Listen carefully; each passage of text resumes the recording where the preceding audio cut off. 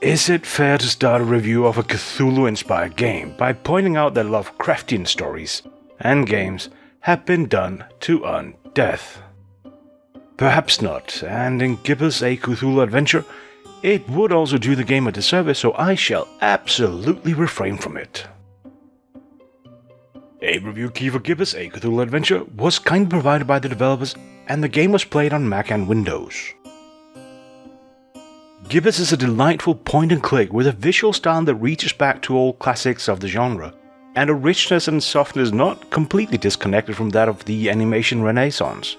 Every scene is a joyful experience, and if you don't feel like cheating by holding down space to highlight things of interest, you can have a good time hunting down everything to interact with.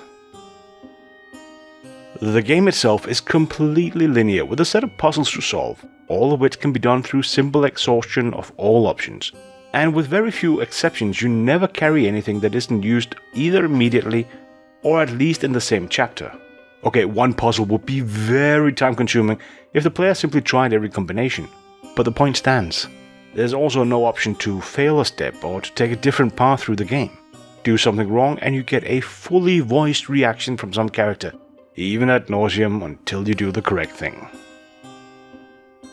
The name of the game sort of gives away that Gibbous is a story about the occult, with a nod and a wink to H.P. Lovecraft's Cthulhu mythos, and the game doubles down on this with an early chapter being set in Fishmouth is definitely not Innsmouth, and several humorous variations on themes from that mythos, and frankly from everything else from the gothic horror genre.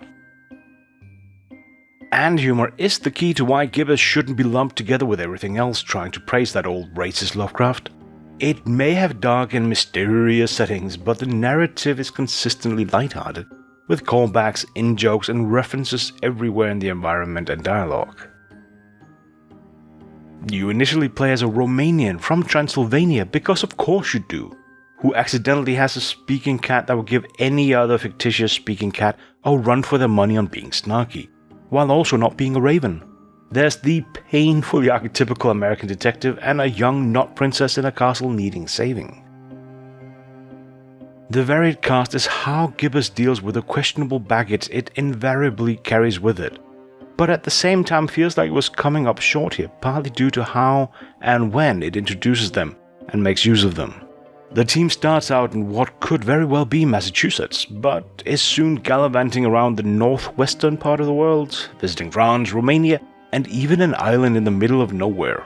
And in each locale you play as one or two characters trying to solve puzzles and escaping whatever basement they find themselves stuck in this time. Along the way you meet every kind of character imaginable, ripped from various stories, myths, history and cultures, and all change ever so slightly to fit in with the absurd world that Gibbous inhabits. There are plenty of stereotypes that have been put on their heads as commentary. Everybody is at least a little bit off to stay in line with the absurd, not inherently evil, and once you've solved a little problem you can move along. There were perhaps one or two characters or quests I would have skipped, as it served little but to remind the player of a negative stereotype, but it didn't detract from the overall experience. So going back to the start of the review, Gibbous is indeed a delight, an overall good story that is mostly well told, which you can enjoy independent of any prior knowledge of the stories it is built upon. The amount of facepalming you may end up doing, though, is possibly directionally proportional to how many of the various references you catch, but they'll be the good kind of facepalming.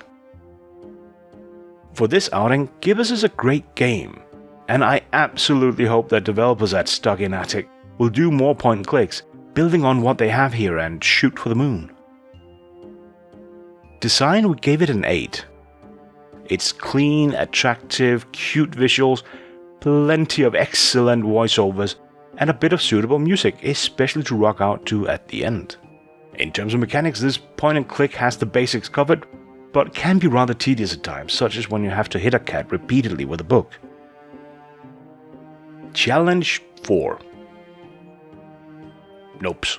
Everything can be solved with simple repetition, at which point the only challenge is to stay awake long enough.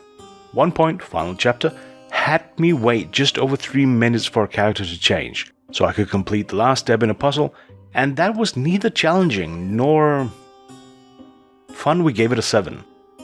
It's a good chuckle in plenty of places, though I suspect some require you to be better versed in the source material than I am. There also wasn't a single Bank of Transylvania joke, so that's another demerit. Longevity? 5. A casual stroll through the game probably nets you 3 to 5 hours, though you can probably do it plenty faster than that, or slower if you want to. If you didn't read all the files at Ktype's office, you can go back for a second playthrough and do that. And there's a few other bits you might not have caught, but outside of being a completionist, I genuinely see little to no replayability in this. Price 8. The game was released back in August the 7th and comes in at around 20 bacon tokens depending on your location, which seems in line with what you get. But there's also a premium option for a handful more that includes a digital art book and official soundtrack. If you already think you're going to love the game, go with that option. Overall score, a high average of 6.4 out of 10.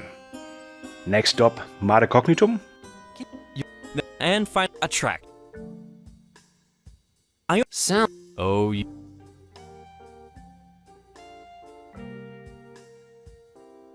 found. Good.